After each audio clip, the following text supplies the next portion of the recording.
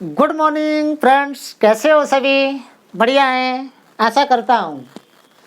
Students, आज हम cell के बारे में डिस्कस करेंगे। लेक्चर नंबर फर्स्ट सेकंड पर हमने सेल के बारे में और उसके सेल थ्योरी के बारे में बात की थी। अब हम कोशिका के अंग के बारे में बात करेंगे। पहले वहाँ से लेक्चर देख के आए, फर्स्ट सेकंड को जब यहाँ तक आए, जब भी आपकी समझ में सेल एकदम सटीक और सही तरीक़ा से आएगी। समझ रहे हैं बातें? तो देरी ना करते हुए सो वेरी गुड मॉर्निंग। आज हम सेल के लेक्चर नंबर 3 में आपका फिर से स्वागत करते हैं। My name is SS Rajput. आप देख रहे हैं अपने यूट्यूब चैनल पर SS केमिस्ट्री वाला। अगर आपको लेक्चर अच्छा लगता है तो सब्सक्राइब, लाइक और शेयर ज़रूर कीजिएगा। ठीक, चलो बात करते हैं। तो वही कोशिका के बारे में हमने 2 लेक्चर बात कर ली। अब बात करते हैं। देखो, मैंने कहा था तुमसे थोड़ा सा इंट्रोडक्शन पहले वाली क्लास का बता देता हूँ, क्या क्या बात की थी हमने। देखो भाई, सेल की खोज रॉबर्ट हुक ने की थी। रॉबर्ट हुक ने 1665 में। ठीक है, बहुत बढ़िया। इसकी बुक का क्या नाम था? इसकी बुक का नाम था माइक्रोग्राफिया। क्या नाम था? माइक्रोग्राफिया। ठीक है, अब बात करते हैं कि जीवित कोशिका की खोज किसने की थी। जीवित कोशिका की खोज एंटोनी लीवन हॉक ने इसकी जीवित कोशिका की खोज की थी। अच्छा, इसी को माइक्रोबायोलॉजी का पिता कहते हैं। माइक्रोबायोलॉजी का क्या कहते हैं भाई? पिता कहते हैं, जनक कहते हैं इसको। ठीक है भाई। इस महाराज ने क्या किया? माइकोप्लाज्मा की खोज की। इस राजा ने किसकी खोज की थी? माइकोप्लाज्मा की, है ना। महाराज और राजा कह रहा हूँ, अगर जिंदा होता तो मुझको जेल करा देता जी हो कि कैसे अपशब्द यूज कर रहा हूँ। और वैसे ऐसी कोई बात नहीं है, ऐसी कोई अपशब्द यूज नहीं की है मैंने, है ना। चलो बात करते हैं। माइकोप्लाज्मा का जोकर पादप जगत का क्या कहते हैं? जोकर कहते हैं। जगत का जोकर कहते हैं। सबसे छोटी सेल है संसार की। सबसे छोटी क्या है?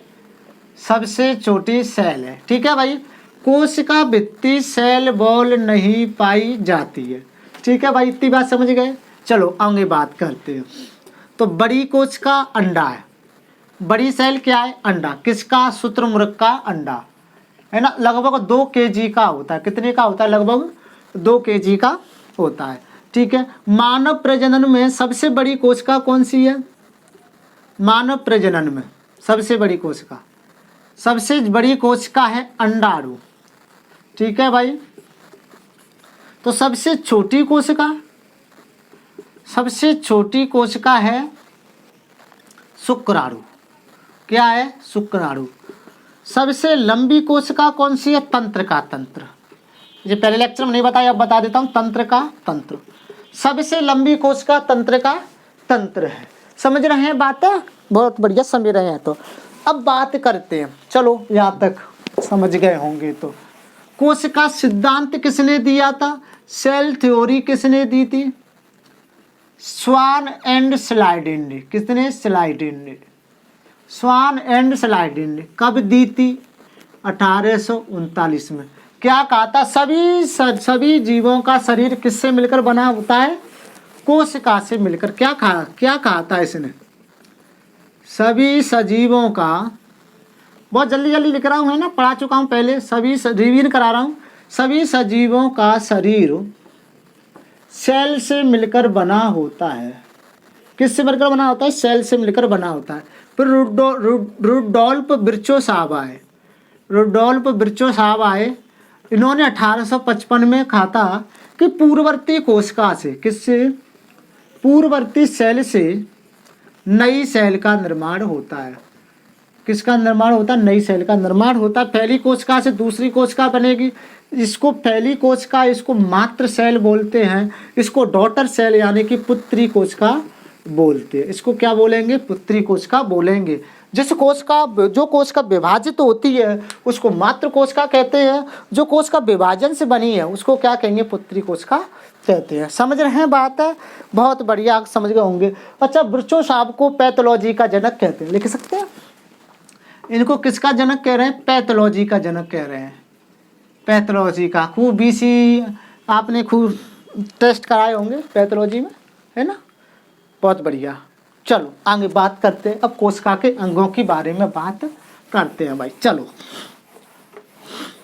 कोशिका के अंग में मैंने कल बताया था, कोशिका भित्ति, कोशिका झिल्ली, केंद्र, केंद्र का तारकाय, राइबोसोम, अंतःपृथ्वी जालिका, माइटोकॉन्ड्रिया, इन सब के बारे में क्या करेंगे? बात करेंगे। तो अब बात करते हैं पहले हम किसकी? कोशिका भित्ति की। किसकी बात करते हैं? कोशिका भित्ति की। इसका पहला सेल वॉल, चलो ध्यान से सुनेंगे। किसमें पाई जाती है ये? चलो भाई, किसमें पाई जाती है? किसमें पाई जाती है? पादपों में। किसमें पाई जाती है? पादपों में पाई जाती है। अच्छा, जंतुओं में पाई जाती है क्या? जंतुओं में नहीं पाई जाती। ठीक है भाई, चलो ठीक है, बहुत बढ़िया।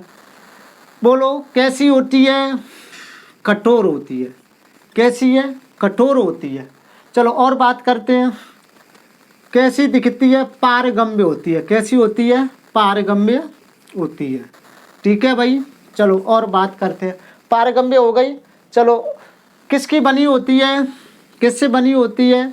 सेलुलोज से बनी होती है। सेलुलोज से बनी होती है। सेलुलोज एक शर्करा होती है। कैसी शर्करा है भाई? पॉलीसैकेराइड शर्करा है। कैसी है? पॉलीसैकेराइड शर्करा है। पॉलीसैकेराइड शर्करा है। ठीक है भाई। अच्छा, पॉलीसैकेराइड शर्करा जल में घुलती है क्या? जल में नहीं घुलती है। तो बताओ, कोशिका भित्ति में जल कितना % पाया जाता है? तो 0% पाया जाता है। कठोर तभी तो होती है, जल नहीं है इसलिए तो कठोर है। जल होता तो पता नरम ही होती।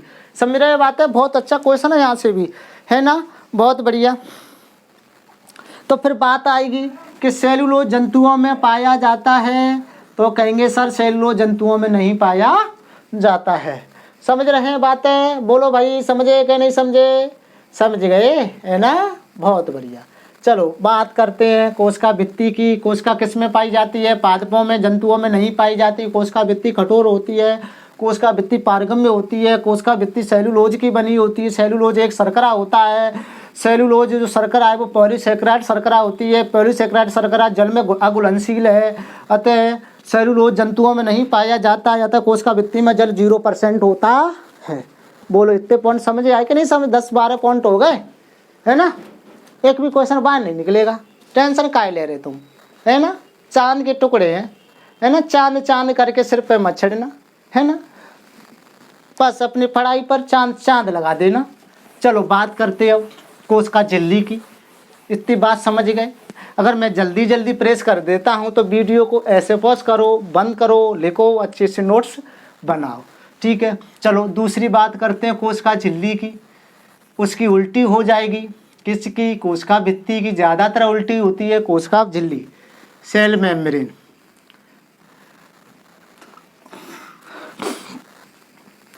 वैसे मैं हिंदी मीडियम दोनों लैंग्वेज में पढ़ा देता हूँ, परंतु कुछ स्टूडेंट कहते हैं कि सर हिंदी मीडियम के स्टूडेंट ज़्यादा होते हैं, इसलिए वे बोलते हैं सर हिंदी मीडियम में पढ़ाओ, ठीक है। इसलिए मुझको भी आदत हिंदी मीडियम में बोलने की ज़्यादा हो गई है, ठीक है। कोशिका झिल्ली की बात करते हैं। चलो भाई, चलो देखो, जे भैया पाई जाती है, किस में पाई जाती है? देखो पाई जा रही है जंतु एवं पादपों दोनों में पाई जाती है। जंतु प्लस पादपों में कोशिका झिल्ली जंतु एवं पादपों में पाई जाती है। कैसी होती है? कैसी है? अर्धपारगम्य। अर्धपारगम्य। कैसी झिल्ली? अर्धपारगम्य। अर्धपारगम्य झिल्ली है। समझ गए बात है? बहुत बढ़िया, अर्धपारगम्य झिल्ली है। इसकी खोज किसने की भाई? इसकी खोज किसने की? क्रेमर ने। किसने की थी? इसकी खोज क्रेमर ने की थी। कोशिका झिल्ली की खोज किसने की? क्रेमर ने की थी। बहुत बढ़िया। किस में की थी? आरबीसी में। किस में की थी? आरबीसी में। अच्छा, आरबीसी किसकी थी? चूहे की। चूजे की। किसकी? चूजे की। चूजे की आरबीसी में इसने क्या की थी, खोज की थी रेड ब्लड सेल पे। ठीक है भाई, चलो आगे बात करते हैं। मोटाई कितनी होती है, 75 एंगस्ट्रॉम। कितनी, 75 एंगस्ट्रॉम। अगर इसी को नैनोमीटर में पूछ ले तो 7.5 नैनोमीटर। अगर इसको माइक्रोमीटर में पूछ ले 0.7 माइक्रोमीटर। ठीक है भाई, कुछ में भी पूछ सकता है। बहुत बढ़िया। अच्छा, सेल मेम्ब्रेन कोशिका में सांद्रता आयनों की संख्या को बनाए रखता है। बहुत अच्छा पॉइंट है, लिख लो, नोट लगा लो यहाँ, नोट। सेल मेम्ब्रेन आयनों की सांद्रता को बनाए रखता है। समझ गए बात है? जैसे पोटेशियम है, सोडियम, आयनों की सांद्रता को क्या करता है, बनाए रखता है। समझ गए बात है? बिल्कुल, बहुत बढ़िया समझ गए। तो बोलो कोई प्रॉब्लम कोशिका भित्ति में, कोशिका झिल्ली में? चलो बात करते हैं, रिवीजन करते हैं। कोशिका भित्ति, झिल्ली। कोशिका झिल्ली किसमें पाई जाती है, जंतु एवं पादपों में पाई जाती है। कोशिका झिल्ली कैसी होती है? कोशिका झिल्ली अर्धपारगम्य होती है। कोशिका झिल्ली की खोज क्रेमर नामक वैज्ञानिक ने की थी। कोशिका की जो झिल्ली की खोज आरबीसी में की थी, वो भी चूजे के में। छोटे छोटे चूजे होते हैं, जैसे मुर्गियों के बच्चे होते हैं ना, उनमें। इसकी मोटाई 75 एंगस्ट्रॉम की होती है। अगर इसको नैनोमीटर में ले तो 7.5 नैनोमीटर की बात करेंगे। अगर माइक्रोमीटर की बात करेंगे तो 0.07 माइक्रोमीटर में होती है। ठीक है भाई, इतनी बात समझ गए? बहुत बढ़िया। चलो बात करते हैं केंद्रक की, है ना? बहुत अच्छा है केंद्रक। भाई साहब केंद्रक की बात कर रहे हो, क्या बात है। चलो तीसरा ऑर्गेनिज्म ले ले में अंग ले लेते हैं। अरे भाई केंद्रक, न्यूक्लियस बोलते हैं इसको। क्या बोलते हैं? न्यूक्लियस, केंद्रक। चलो खोज की थी किसने? रॉबर्ट ब्राउन ने। किसने की भाई? रॉबर्ट ब्राउन ने। कब खोज करी भाई? 1831 में। कहाँ स्थित होता है? मध्य में स्थित होता है। किसमें? मध्य में, बीचों बीच। ठीक है भाई, मध्य में स्थित होता है। चलो इसके अध्ययन को क्या कहते हैं? केंद्रक के अध्ययन को क्या कहते हैं? कैरियोलॉजी कहते हैं। भैया जी, भैया जी क्या कहते हैं? कैरियोलॉजी कहते हैं। चांद का टुकड़ा क्या कहते हैं? कैरियोलॉजी। वेरी वेरी मोस्ट कर लियो, बीएम कर लियो, बेवकूफ मास्टर मत करियो, बीएम वेरी मोस्ट। अब बात करते हैं, कहा है गढ़ई राम राम कम्मा गढ़ी काय करे भाई? और बताओ बताओ बताओ, मेरे ध्यान में बहुत सारी बातें आ रही हैं। क्या क्या लिखा है मैं? चलो ठीक है। इसको कोशिका का मस्तिष्क कहते हैं। क्या कहते हैं? कोशिका का मस्तिष्क कहते हैं। ठीक है, कोशिका का क्या कहते हैं? मस्तिष्क कहते हैं। कोशिका पर नियंत्रण करता है केंद्र। क्या करता है? कोशिका पर क्या करेगा? नियंत्रण करेगा। बोलो बात समझे कि नहीं समझे? कोशिका पर क्या करेगा? नियंत्रण करेगा। अब तो कैमरा की बैटरी भी लो होने वाली है। कैमरा की बैटरी लो होने वाली है जब तक लेक्चर कंप्लीट हो जाएगा, है ना भाई? चलो बात करो और आगे चलो, बात करो भाई। चलो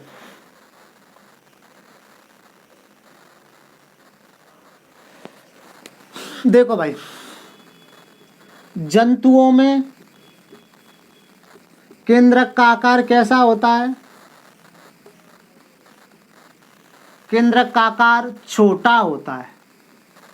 कहाँ पर स्थित होता है? मध्य में स्थित है। ठीक है भाई, मध्य में स्थित होता है। चलो बात करते हैं पादपों में केंद्रक का आकार कैसा है? दिख रहा है आपको? पादपों में आकार कैसा है? बड़ा। कहाँ स्थित होता है? परिधि की ओर। कहाँ पर? पर्दी की ओर, ठीक है भाई, पर्दी ओर होता है, ठीक है भाई।